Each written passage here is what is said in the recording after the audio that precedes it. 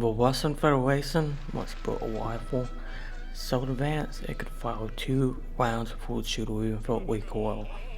It was supposed to replace the AK-74. Instead, it became probably one of the most fascinating failures in firearms history. Project Bond, as it was called, made various designs, some of course, some more amazing. One example being the lesser known TKB 0146 and of course the AK-971. But in this case, what about the one gun that everyone knows?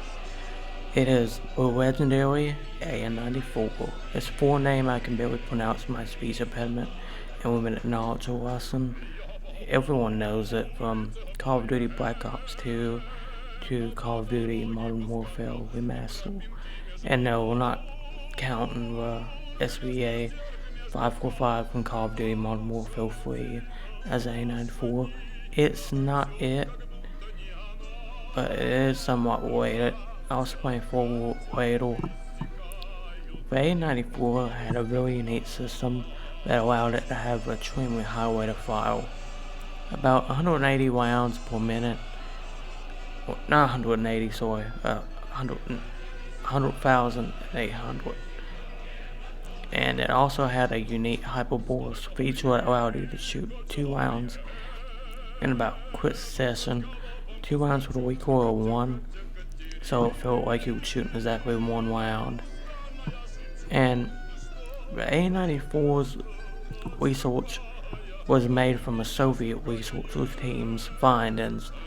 In real-life combat, most soldiers miss a target with the full automatic fire from the gun. This is often due to recoil, but sometimes you can have nerves and anxiety play a role. Soviet engineers asked what if multiple rounds could hit a target before a recoil hit, and this of course led to Project Bond being trialed and such. The winner in Project Bond trials would be the AN-94, and in 1994 it did work like the standard rifle replacement for the standard issue rifle.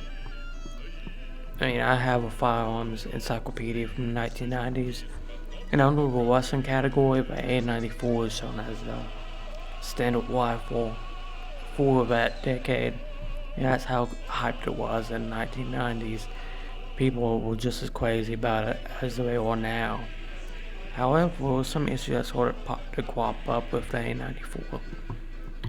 The AN-94 had probably one of the most mechanically complex operating systems known to man. Instead of firing traditionally like a AK-74, the barrel and bolt are moved back as part of the AN-94 system. When you pull the trigger, force 2 rounds leave the barrel at 1,800 RPM. Before recoil is felt, the rifle then resets back to normal rate of fire. And when you think about how it has such a high rate of fire, it's very incredible, honestly, because most rifles have a rate of fire about 600 to 800. So 1,800 is very incredible, and it's no surprise that people were so hyped about it, because it offered quicker fire and less recoil than traditional weapons. But unfortunately, it was adopted. Later AK designs like the AK-74M and the AK-100 series continued Kalashnikov philosophy, because for one, the AK system is so easy to operate. There's a reason why it's one of the most popular weapons in warfare. You can give it to anyone, it doesn't matter. It could be a child. They will know how to disassemble it, reassemble it. And the reason this system works is because it's so simple. It uses a one-stroke gas piston, extremely rugged ports from the handguard to the stock, and of course high resource muzzle devices like the AK-74M's muzzle device. with that's few things to break, few things to replace. Compare that to the AN-94. It has cables, pulleys, moving barrels, and multiple internal linkages. Now, if something breaks inside an AK rifle, it can be replaced easily in the field, and you can swap out the top handguard and the gas tube cover is the technical name for it. But you can swap all that out if it breaks or it needs to be replaced in order for the rifle to function. And the AN-94 is probably going to have to go back to the factory or the armory for it to work again. And that is not really desirable in the gun, because if it's having to go back to the factory, why would you want to use it? And all of this doesn't mean the AN-94 is a bad rifle. Excuse me. In fact, it was extremely inventive for its time, including many pathways for future rifles that would copy it. It had 4 major problems, as we just discussed. Number one, most ground problem was complexity. The AN-94 is far too complex compared to the AK series rifles.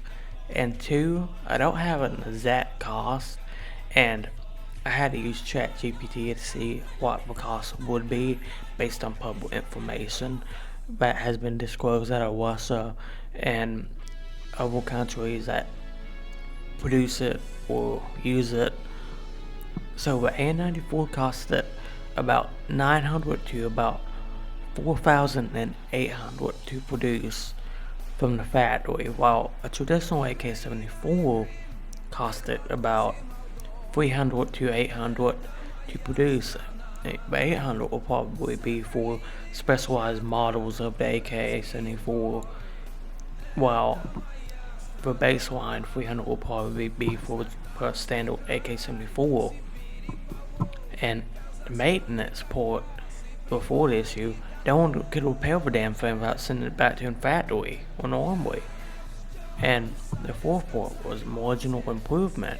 The hyperbole system was somewhat impressive for its time, but it did not justify the cost.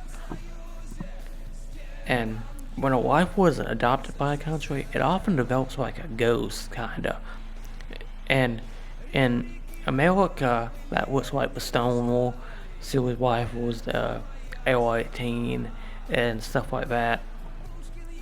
And that is very true in Russia and the Soviet Union. When a rifle is adopted but is developed, it continues to haunt the military firearms industry.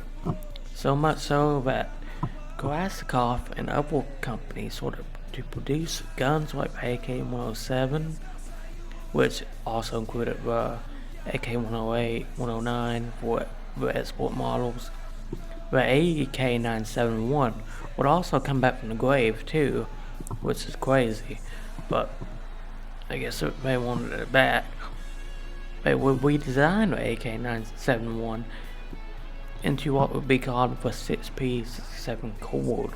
The AK-971, so as AK Hybrid, is designed by Heckler and Koch.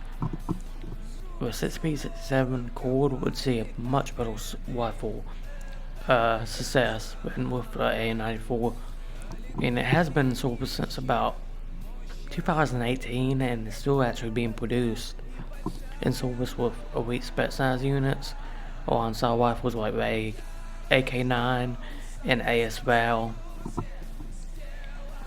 But like any good ghost story, the AN-94 continues to haunt, and it's still around, actually, as a special purpose rifle, or so they say anyway, in Ukraine with the supposed special military operation. In fact, it's so sought after and so hyped up that it continues to appeal in video games and mods for video games like the SPT Tarkov AN-94 mod. And actually, just this year, we're supposed to be releasing the airsoft version of the AN-94 as well. It's supposed to come out later this year, and it's supposed to put the AN-94 in people's hands at long last. But we'll see.